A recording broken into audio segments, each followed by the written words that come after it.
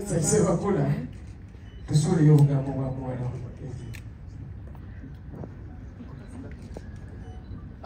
Twebaza Mukama olw'olunaku luno. Naddala neebaza Mukama nnyo. Mu 2022 twagendangako ku Sabrina's ewa Hope Mukasa. Mukadde waffe Hope Mukasa. Alinawo bandi bali bagiyita Stone Band.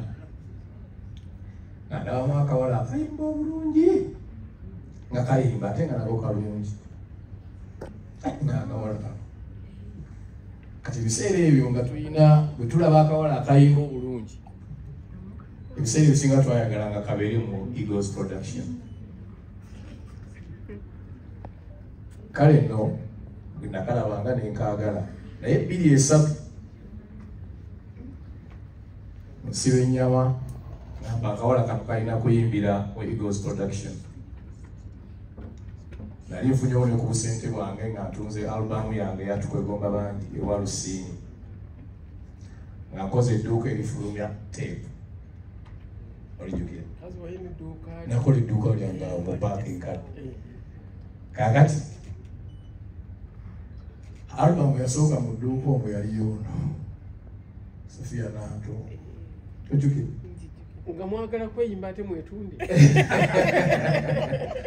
Twalina omuwala yali azina ennyo amazina mu group yaffe nga muganda wo ono bali bamuyita Eva. Eva gwe natuma okwogereza muganda we yamuleete. N'amundeetera. Bamundeetera naye nalinamu kasente kange abo akatonotono. Ne njogera ne muganda wange muto wange Silver Kyagulanyi. Nemugamba omanyi nafunye omuyimbi. Njagala onyamba ompandiikireyo ku nnyimba. Nsasule sente nsaamusaamu. Nange mpandiikeyo ze nkoze eki? N'agamba nti yaliwa. N'atongola naye akawala ne kayo n'agamba omuwala ayimba ono. Awo Silver Penny yasooka yali Naakulinda. Naakulinda omulenzi wange. N'endala albamu eyo nga bwe yakola ki? Ne tutandika, omuwala n'atandika okuyimba bulungi nnyo. Competition n'ebeera y'amaanyi mu Eagles Production yawo. Nakusaasira ngamba tansinga. Zeekuba zokka. Ennyimba tofaayo tujja. Topaka lugendo. Kati kusaasira agamba Sofia takola ki? Ngane kati Sofia ng'akana gwekola ki? Gweyimba. Kyatuyamba abawala okulaakulana mu group. Nga wali waliwo Irene Namatova agamba nange temuntawaanya. Kusaasira agamba nze munveeko nja bakuba. Sofia agamba nange wendi. Morini agamba nze jampola nja basanga. Nja kubasanga. So olugendo lwa Sofia mu kutandikira eyo nga muganda wange mukulu wange bw'abadde anzijukizaamu wano katono sebo badde nzija. Badde nzija sebo okutuuka waabo. Bwe mala okwogera ne mwami Kyagulanyi Silver kwandika ennyimba. Ate ngenda ewa Dr. T. Dr. T ebiseera tubeera nnyo wakasibuukira awo. Nagamba waayi omuyimbi wuuno. Ennyimba tutandika kupanga nga Dr. T akwata birungo nga binyaanyanyanya ng'ateekamu ki? Ng'ateeka mu ndongo ya Sofia Nantongo nga peeni zikaaba. Omwana yalina omukisa ono. Abantu abasinga nga nze kamwa koogera nayimba albums eziwera 3 nga sinnaba kuyitinga. Nga just babeera okwogera kalimba bulungi oba olyawo. Kalimba bulungi oba olyawo. N'enkuba esooka neebeeraawo neevumbeera. N'enkuba ey'okubiri neevumbeera. N'enkuba ey'okusatu neekola ki? Neevumbeera. Naye ono y'omu ku bayimbi nga olwakuba esooka n'akola ki? N'ayitawo n'agenda. Ekyo nno ebiba favor Katonda agiwa abantu. Lwakwata abamwe balimu okuwangaaza. Naye gwe nkukongratulatinga nti osobodde okugiwangaaza. Si kyangu. Wabateroga nti ekikula amangu kifa mangu. Naye kino kyakula mangu ate ne kiwangaala. Kubanga kyakulira ku mumbeera n'emikono emirungi.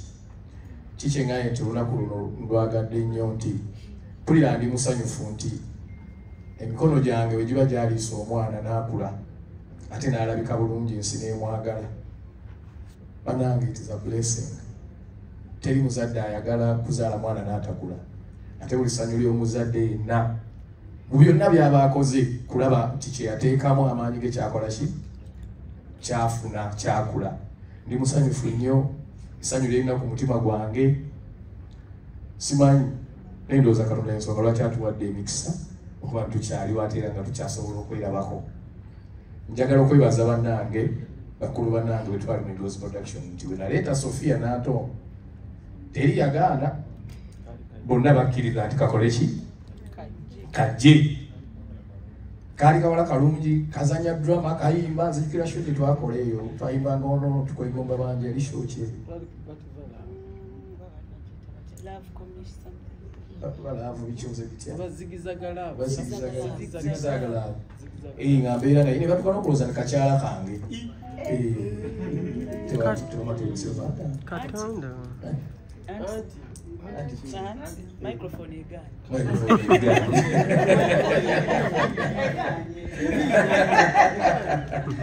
Kale nno neebaza Katonda era kati ebyo bitonotono byensobola okunyumya ku lugendo lwa Sophie, naye nsaba abawagizi mwenna mujje mu show ya Sophia n'Atom.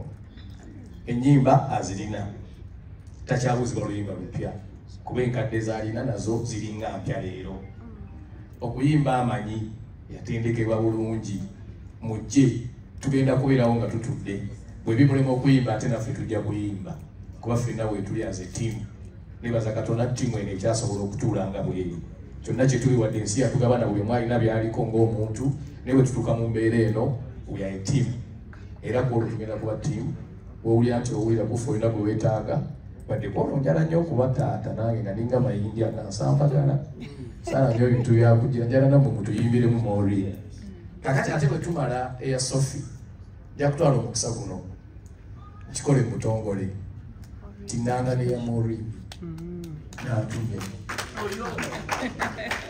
Tumala muwala wange ono, kati ate ninayo ne muwala wange omuki omulala. Toze naku zaffe meka? 21 Novemba. Bane nsaba ne Maureen waffe n'atume ajja tukaabirira alinamu ku mwejo. Tuyambe naye mumukole ki naye mumuwagire. Saba Katonda show agiwa omukisa, agiwe buli kintu kyonna kyonna era mmanyi ajja kukikola. Mukama kulembere eddoboozi ly'eddamukolo.